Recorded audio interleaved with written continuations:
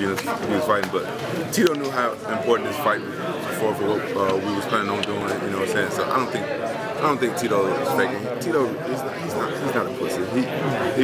Tito probably thought that he could beat me. That fight, we wanted to find out who could actually beat each other, because we've been training together for a couple years. I don't feel like he's fake. In my heart, I don't feel like he's fake. How could that fight tonight have gone better? Well, I think the fight tonight could have gone better if I would have started a little bit more aggressive a little bit earlier. That's what my plan was. My plan was to come out and be aggressive the whole time. But as soon as I came right across and I came right up to Joey, I could tell like he had like a really good game plan going. So I don't know. I let him put me up against the cage. I really didn't. He was good at keeping me there. That's his fighting style. He likes to. I guess he likes to hope he was there and stuff like that. I fell for it for a little bit until I got pissed off. You said you're impressed that you had a plan for... You want to talk during this post-fight press a lot about how that plan changed in the past couple weeks. And this plan in terms of going forward and what's already happened and what's still to come. And he talks with great glee essentially about it.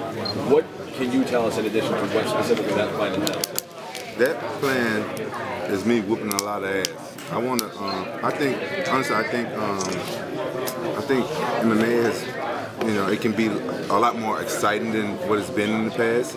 And I just want to make some exciting fights. I want to fight exciting people. I want to fight people who are down to fight, put on a good scrap. That's what I want to do. That's the plan. We plan on really entertaining you guys. What do you think of the crowd here at Rebel and their reception to you tonight? I think the crowd here was great. Sold out crowd, and it was great. And my coach said a bunch of them was howling when I was howling coming out. The fans here. Great. So far, I've noticed that every Bellator fight I've been to, I felt like the fans have been great. Everyone in the show. It's different energy here. I don't know if you guys noticed. It's different here than other organizations. The energy is just different here. This is your first fight in Atlantic City, right? Yeah, I think I never fought it before. Rampage, if it was you and Tito in a beauty contest, who would have won? I'm ugly as hell. I wouldn't win no beauty contest. You said this is the hardest you trained. I was wondering who was tougher to train to prepare for, Tito or Beltran? Well, Tito, I did a lot of wrestling because I knew it was going to be like a wrestling match, and it's always tougher on your knees when you do train for wrestling and stuff like that. So I would say it was tougher.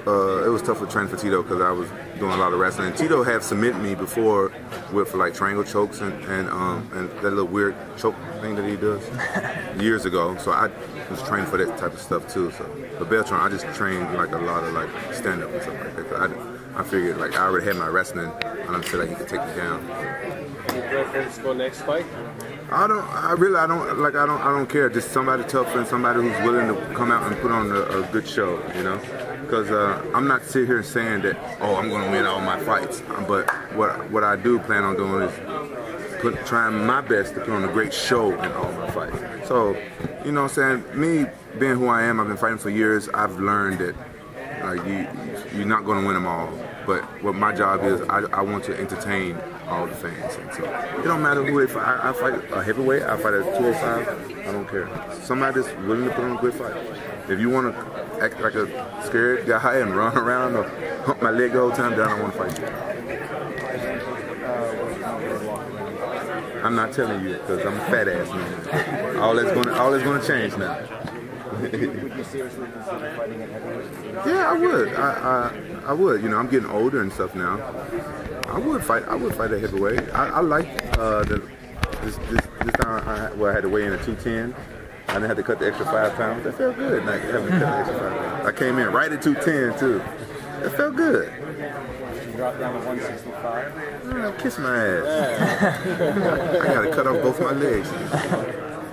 Given what you've been through over the course of the last year or so, it strikes me that you're here tonight, taking everything in, kind of looking at a bigger picture, maybe in a sense a bit more appreciative than you've been in the past. Is that just me talking out my ass? No, you hit the nail on the head. Listen, you see how Beyond talk about the fighters, thank the fighters for putting on a good show and stuff like that. That's all I really want. Like what Bell he commend Beltran for stepping up and 2 weeks. Like I fought injured before, and I'm not gonna say the names. And the promoter knew I was injured, and he's like, face to face, I was like, yeah, man, I didn't want to pull out. You know what I'm saying? The card we was fighting in Japan. I didn't want to pull out. I thought that maybe that would mess up the card in Japan, and you know, because I used to fight in Japan. And I want to, you know what I'm saying? You know, Japanese fans mean a lot to me, blah, blah, blah. So I still come when I fight injured, I put my life on the line. He's like, yeah, I understand, man. Thank you, blah, blah. Then later on, he goes and get on in the media and talk bad about me. So, you know, sometimes you just want to be appreciated for the things you do, and that's what goes on here. You can tell Bjorn really appreciate the fighters and stuff like that, because if you really think about it, the fighters are the reason why, you know, what the fans watch. You should appreciate the fighters. That's what we do. We entertain the fans, and you know, you should really appreciate the fighters, and then we'll fight hard for you. I noticed that a lot of Bellator fighters, they fight hard. They try their best to put on exciting fights because the guys really respect them and really appreciate them. That's all we want sometimes. You know, we like our paychecks too, but you know what I'm saying? At the end of the day, when people say like, oh, these guys about money, that's not always true. You know, we have to make money to pay our bills and pay our sparring partners and pay our trainers and stuff like that. But at the end of the day, you know what I'm saying? Appreciation is worth more than money sometimes. But it's our legacy. Like when we die and stuff like that, you know what I'm saying? Like this stuff is never going to die. Like this media, like people's going to have videos and they're going to watch it. So even when we die and stuff like that, you know, we're going to be remembered for this type of stuff. You want to have like people remember good stuff about you. You don't want some asshole that don't appreciate you to say a bunch of bad stuff about you, and all these people, they don't know. They just listen to this guy. They got a lot of sheep listening to him, and whatever he say, he can talk bad about, oh, he sucked, he did it. But when he knew, like, oh, he would say, oh, he stepped up injured. Yeah, needed surgery, but still he came and fought. So this card didn't miss out. But he'll just say, oh, he sucked, his heart's not into it no more. Then all the fans will believe that. What's still changing? What still has yet to change, rather, between the Rampage you just fought now versus what's coming up in your next fight? I think the Rampage tonight. I started off slow. I was rusty. I stayed up against the cage longer than I wanted. I trained to get up off the cage. I don't know why I stayed there. My cardio is mint, but I just got to get back used to it and trust it. I think I'm hoping like next time, you know, I come out, then I'll be a little bit better. Like I just had to trust it. You know, and normally, you know, when I train, I have my knee braces on, my knee pads, what you want to call knee brace, and you just got to trust it. Your mind got to get strong with it. I finally fought today, and I didn't have no knee braces on, even though my knees are good. You know what I'm saying? I did the procedure right before camp.